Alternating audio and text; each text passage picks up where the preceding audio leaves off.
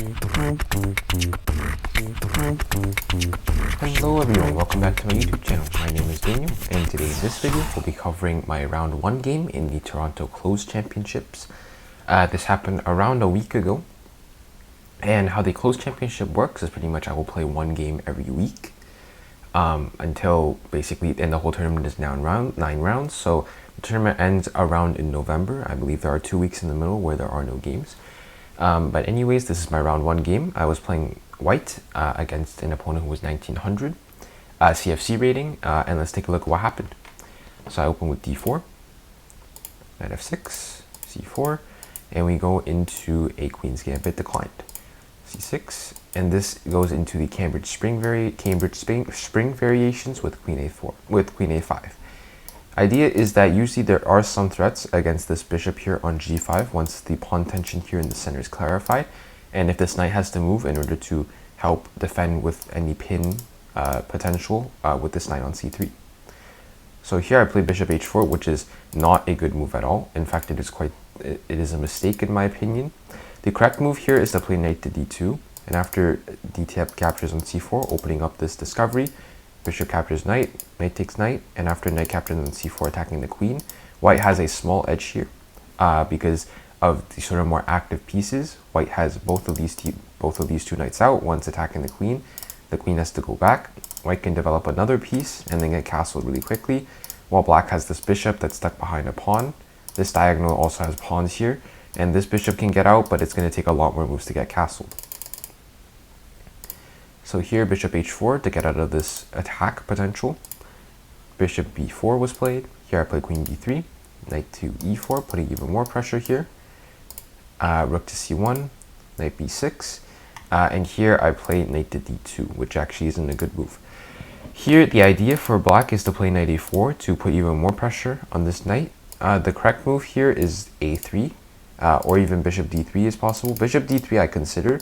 After takes and knight a4, I didn't really like this, but here I do have the move castles, just giving away the pawn. So let's look at all the captures that are possible here. If you play knight captures on c3, after b captures on c3, if you play knight captures on c3, then here I simply have a3 attacking this bishop. If this bishop goes back to d6, let's say, then I can simply take this knight. And if you play queen captures, then after I take here, I can win a knight, and this is completely winning for white. Going back, after pawn takes, let's say bishop takes, then here I have the move bishop d3 attacking this knight. If this knight moves or gets protected, then I can simply take it off. So let's say f5 takes, and here I simply have knight to e5, and after knight to e5, this is completely winning for white. Let's say you play bishop b4 to go back to defend this bishop because it was under fire. Then here I have knight c4 hitting the queen, and once the queen moves, I can pick up this bishop. So going back, so we know that knight a captures doesn't work. So let's say knight e captures. Then here after b captures, and let's say we all know knight captures doesn't work because of a3. Alternatively here, if bishop captures, then here I have the move bishop to d3. Although this move doesn't look like it makes any sense, let's say black castles, then here I have knight to e5.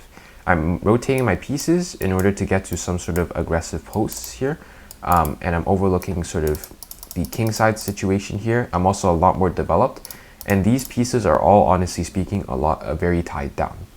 So let's say b6 is played. b6 hangs this pawn, so it's quite difficult to move at. So let's say a6 is played. Then here I have knight to c4 attacking the queen, and here I can probably get the 2 pieces for the rook. So here, let's go back. If bishop captures on c3 here, then after b captures on c3, let's say knight captures on c3, then here again I have bishop to d3, or alternatively I can also play queen a3 to prevent black from being able to castle. If you take with the other knight, so that queen a3 is an impossibility, here I have bishop to d3 attacking this knight. Let's say you play f5 as an example, and here I can jump in with my knight e5, this pawn is weak, and etc. So in general, there is this castling idea that I did not see. So in the game I play knight d2, and after knight takes, king takes, this opening, already for me the opening isn't too good. Pawn takes, bishop takes, knight takes, queen takes. Castles, Here I play rook h2 d1. My idea is to go king e1, king f1, king g1, or something of the sort. Here my opponent strikes with e5. Here I play a3. Here, if my opponent goes back to d6, which I told my opponent after the game, there is the move d5 here to gain more space. Basically, bishop to d6, the idea is to maybe keep some more chances alive, because my opponent in the game played bishop captures c3, which is best, because now you'll see we have the opposite colored bishops, and considering we're probably going to trade queens, this is going to probably lead to a draw. So bishop to d6, I told my opponent was probably a chance to keep the game going, but here after d5, it is quite difficult, because after we trade everything, this is probably going to be a draw.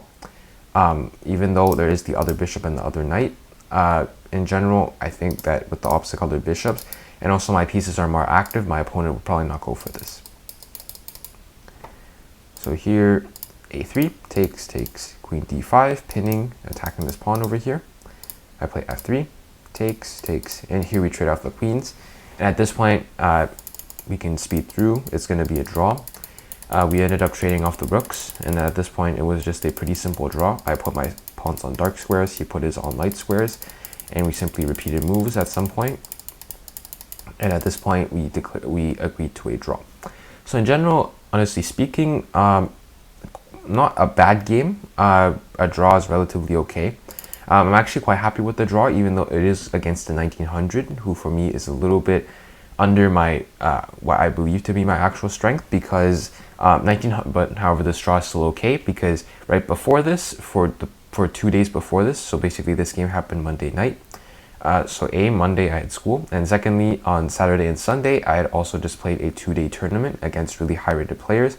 The average rating for those 5 rounds would probably be around 2100. I will post videos on those shortly. So I was quite tired heading into this game.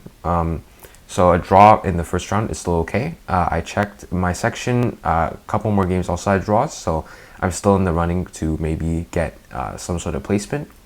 And yeah, hope you all enjoyed this game, and thanks for watching.